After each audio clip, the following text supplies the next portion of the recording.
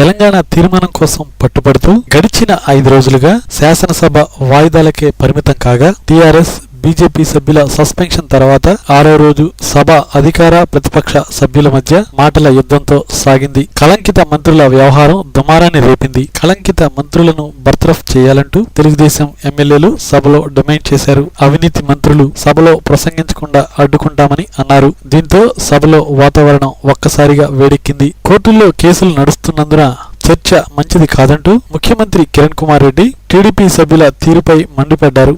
నాకేం అభ్యంతరం లేదు.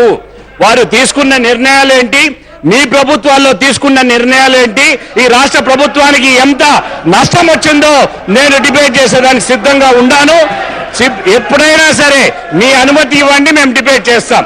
ఎవరి అవినీతి ఎంతో అందరికీ తెలుసంటూ అభియోగాలు ఎదుర్కొంటున్న మంత్రులపై నేరాలు రుజువు కాలేదంటూ వెనకేసుకొచ్చారు.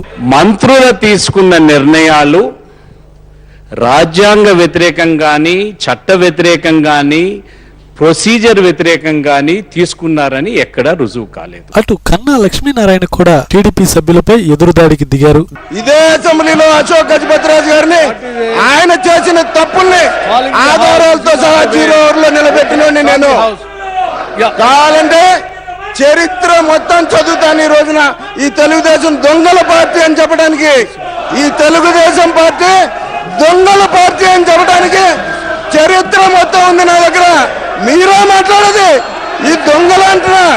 పేదల కడుపు కొట్టి, పేదల పేరు మీద స్కీములు పెట్టి, వాళ్ళ కళ్ళ ముందే మీరని జన్మభూమిని, పనికి 6 పథకాన్ని, స్టాంపులని, ఆఖరికి పిల్లల స్కాలర్షిప్ లో కూడా దోచుకున్న దొంగలు సార్ వీళ్ళు. వీళ్ళు మాట్లాడతారు సార్, వీళ్ళు మాట్లాడేటువంటి అధికారం ఉందా? దీంతో టీడీపీ సభ్యులకు అధికార పక్ష సభ్యులకు మధ్య మాటల యుద్ధం కొనసాగింది. జైళ్లలో తెలుగుదేశం వాళ్ళు ఎవరు పోలేదా? నువ్వు కాంగ్రెస్ లో ఉన్నావు కాబట్టి నీకు అప్పుడు గుర్తుండదు, నీకు బ్లాక్అవుట్ అయిపోతుంది. ఏ పార్టీకి పోతే ఆ పార్టీ గురించి బ్లాక్అవుట్ అయిపోతుంది. స్టాంపు కుంభకోణంలో పోలేదా? ఎన్ని సంవత్సరాలు జైల్లో ఉన్నారు? దాని తర్వాత ఆయన బయటకు వచ్చారు. ఇటువంటి కేసులు ఉన్నప్పుడు ఇన్వెస్టిగేషన్ జరిగేటప్పుడు మనం ఎంత తక్కువ చర్చ చేస్తే అంత మంచిది.